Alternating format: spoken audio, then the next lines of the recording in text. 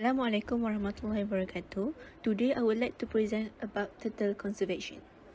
The nation's turtle population are declining every year due to the trading and consumption of turtle eggs, unauthorized and unreported turtle poaching by foreign vessels. In Malaysia, there have been reports of 24 different kinds of turtle, of which 4 are sea turtle, namely green turtle, Hobbick's turtle, leatherback turtle, and olive ridley turtle. With 17 different document species, the state of Terengganu was the home for most turtles. According to the IUCN Red List, 29% of the turtle species in Malaysia are in grave risk of extinction. Therefore, conservation of sea turtle is a must to prevent the extinction of these valuable creatures parallel with public awareness program. Turtle Conservation and Information Centre Cerating, Pahang is one of the conservation centres that exist in Malaysia. According to the Department of Fisheries, DOF, Conservation Centre is served as a hub for turtle-related education, research, shelter and hatcheries. This facilities is also used to treat wounded and stranded turtles before releasing them back into the water. Monitoring of nesting activity, tagging of turtles, and hatchery program are the efforts to save our nation's turtle. Let's see one by one. The first one is monitoring of nesting activity. Beach patrol is carried out hourly beginning at 7 p.m. until 6 a.m. in the morning. According to Encik Syarul, green turtles are the most commonly turtles that landing at Cerating Beach for nesting. Supported with Chan 2013 study on turtle conservation, green turtles are far by the most prevalent species breeding in the Chagar Hutan Turtle Sanctuary, making up to 98.2% of the catches laid between 1993 to 2008. Other turtle species, such as hawk-billed turtle, are rarely deposited at Cerating Beach. Next is the tagging of sea turtle. Every turtle that came ashore to lay its egg was tracked and marked. This is implemented for the researchers to assess the turtle's general health and to know their whereabouts. Where a turtle goes can tell us the important things about how to safeguard the animal. Plus, there is no rich processes from these tags. For a hatchery program, the freshly laid eggs by the sea turtles are incubated and protected from the predation near the beach. Female turtle will find the best area at the beach for them to lay eggs, usually under the trees, an area with less predation encounter. In one season, the female turtles will lay eggs 5 to 7 times in a 10-day period. In situ turtle eggs nesting is done at the beach where the eggs are incubated at the places where the female turtles lay eggs. To provide some protection from monitor lizard, nests were marked in their original placement with labeled wooden poles and covered with nylon mesh. The area is being monitored every hour to look for evidence of any predation. If an ant invasion was discovered, the nest was excavated, and any eggs that were still whole were moved to hatchery center that we call as ex situ nesting. At hatchery center, the eggs will be incubated in the sand and temperature need to be maintained. If the hatchery area receives direct sun, the hatching rate decreases by 40%. Alternative method can be implemented by doing shading to decrease the amount of sunlight reach the hatchery area. The eggs are incubated and will hatch between 45 to 60 days. After incubation period, the egg hatch and the juvenile turtle will be released to the sea. The release of juvenile turtle to the sea usually is done at 7 p.m. to prevent predation. The juvenile turtle did not directly go to the sea, but they return back to the beach to scan the environment so that they can be deposited again at the same area when they become adult. These juvenile turtles have leave an impression on the magnetic field of their native habitats so that years later they can return to the area as an adult. The rate release of juvenile turtle to the sea is not equal to the return of the turtle back to the beach. This is due to the predation or illegal hunting of sea turtle by unauthorized people.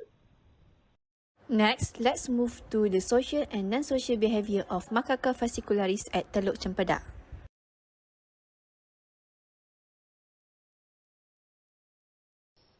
In Malaysia, the long-tailed macaca or Macaca fascicularis is known as squirrel. They are found in tropical mainland and insular Southeast Asia. This species inhabits a variety of environments including coastal mangrove forests, lowland forests, secondary forests, and and most frequently seen at low elevation. They are frugivorous, where they eat ripe or freshly fruit, but they also prioritize eating insects, stem, young and matured leaf, flowers, mushrooms throughout the dry seasons and the early rainy season when the food is scarce. M. fascicularis at Teluk Cempedak live freely at the forest and beach coast. The fact that this animal reacts to human presence indicates that this is not habituated. Habituation means that animals develop a habit of avoiding responding to stimuli that are not dangerous. This video aims to differentiate social and non-social behavior among M. fascicularis that are not habituated to humans.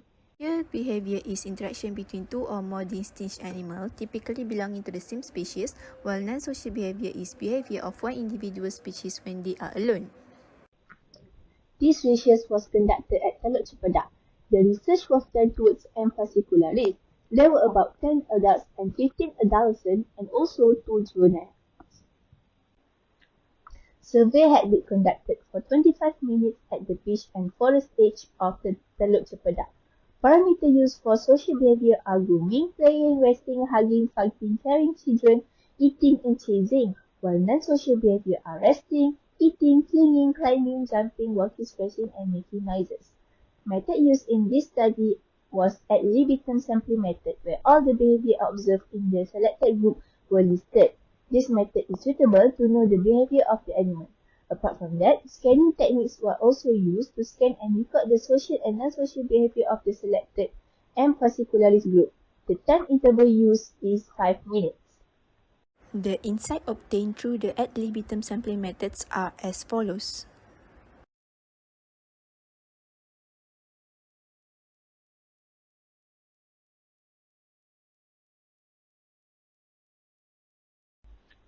Graph 1 shows non-social eating activities are higher than social eating activities. This is because these macaca disperse when eating to reduce intra-species competition for food.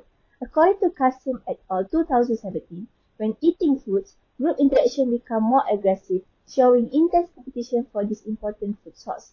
However, in this study, there was no competition among the species to get food source since the tourists at Teluk Cempedak feed them and they do not have to find their own food. For eating behavior, this monkey will sit, chew and swallow.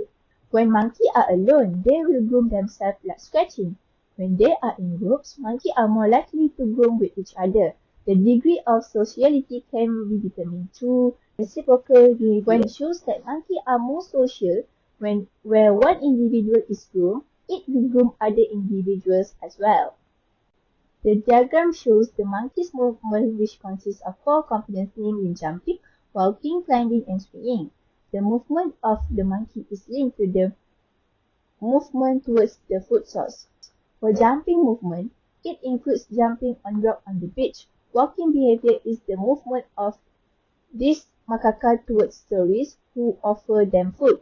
Climbing and clinging behavior is relatively low duration. For jumping movement, aggressive behavior related to the behavior of making sound. Macaca fascicularis tend to make sound especially during aggressive behavior like fighting and chasing. There are 5 distinct types of macaca aggression, which is warning, engaging, treating, pursuing, and attacking. When encountered with this condition, we can hear the sound made by macaca. From the correlation analysis, there is a positive significant relationship where when the non-social behavior increases, social behavior also increases.